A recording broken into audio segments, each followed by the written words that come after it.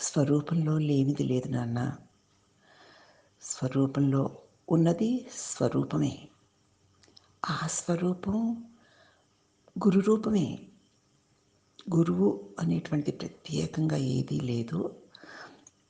భావనాతీతమైనటువంటి పరమాత్ముడు సద్భావ సుస్థితుడై మన అజ్ఞానాన్ని తొలగించి స్వరూపాన్ని అందించడానికి వచ్చిన నీ స్వరూప రూపమే గురుదేవుడు. నిన్ను విడిచి నీకంటే వేరుగా నీ గురువు లేడు.